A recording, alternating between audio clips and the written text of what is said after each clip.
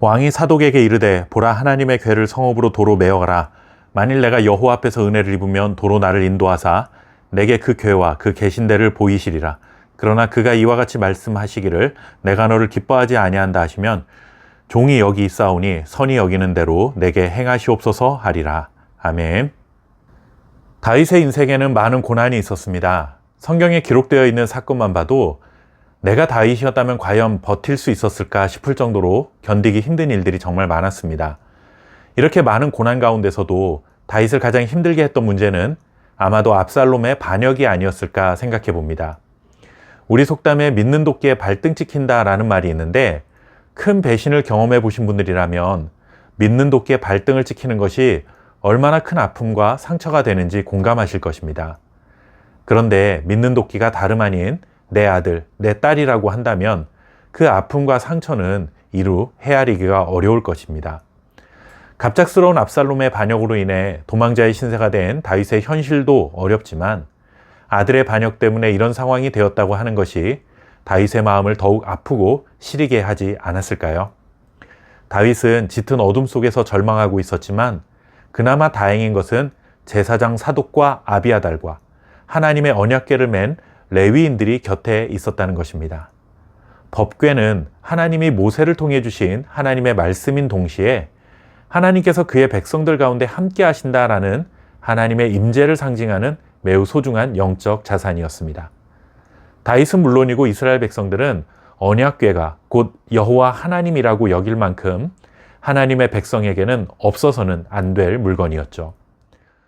이런 표현이 적절하지는 않지만 이해를 위해 비유하자면 부적을 들고 있으면 안심이 되는 사람처럼 언약궤를 바라보며 이스라엘 백성들은 하나님이 함께 하신다라고 생각했고 마음을 든든히 하고 살았을 것입니다. 그런 언약궤가 다윗 곁에 있으니 힘든 상황 가운데서도 다윗이 견딜 수 있는 힘이 되었을 것입니다. 그런데 다윗이 놀라운 결정을 합니다. 제사장 사독에게 하나님의 궤를 성읍으로 도로 메어가라 명령합니다. 그러면서 이렇게 고백합니다. 만일 내가 여호와 앞에서 은혜를 입으면 다시 나를 인도하사 그 궤를 보게 하시겠지만 그렇지 않으시면 선히 여기시는 대로 내게 행하시옵소서. 이 말 속에 담긴 의미는 이런 것입니다. 다윗은 법궤가 자신을 지켜줄 것이라 믿지 않았고 살아계신 하나님을 의지하겠다라는 뜻입니다. 물론 법궤가 하나님의 임재를 상징하는 것이지만 법궤 자체가 곧 하나님은 아닙니다.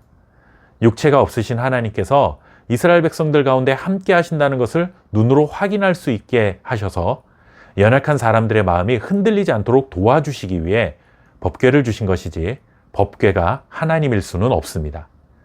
다윗은 절체절명의 위기를 맞이했는데 그 순간 자신의 운명을 전적으로 하나님께 맡겼습니다. 다윗이 자괴감에 빠져 자포자기한 것이 아니라 살아계신 여호와 하나님을 전적으로 신뢰한 것입니다. 하나님께서 예루살렘으로 돌아가게 하시면 돌아가는 것이고 그렇지 않다면 그것 또한 하나님의 뜻으로 받아들이겠다는 다윗의 믿음을 엿볼 수 있습니다. 다윗의 모습 속에서 우리를 돌아보게 됩니다. 우리의 인생에도 많은 위기가 찾아오죠. 그런 위기의 순간에 과연 우리는 무엇을 붙잡습니까? 환경입니까? 사람입니까? 아니면 법궤처럼 눈에 보이는 안전장치입니까? 쉽게 예를 들면 이런 것이죠. 성경책은 하나님의 말씀입니다. 그러나 성경책을 마치 부적처럼 들고 있다고 해서 하나님이 우리를 지켜주시는 것이 아닙니다. 우리를 지켜주시는 분은 성경책이 아니라 살아계신 하나님이라는 사실을 잊어서는 안 됩니다. 다윗은 모든 것을 다 내려놓고 아주 단순하게 오직 하나님만 의지합니다 라는 믿음으로 하나님만 붙잡았습니다. 이어 다윗은 제사장 사독과 아비아달도 예루살렘으로 돌려보냈습니다. 이들을 믿지 못해서가 아니라 함께 있으면 위로와 힘이 되는 것은 사실이지만 사람을 의지하게 되는 마음마저도 내려놓고 하나님만 바라보기로 결정했기 때문입니다. 다윗은 법궤와 조력자가 될 만한 사람을 돌려보내고 대신 하나님만 의지했습니다.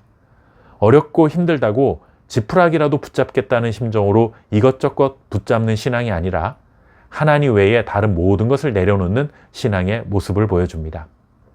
우리의 삶에도 눈물로 걸어가야 하는 순간이 있습니다. 그때 우리는 하나라도 더 붙잡기 위해 노력합니까? 아니면 다윗처럼 다 내려놓고 하나님만 붙들기 위해 노력합니까?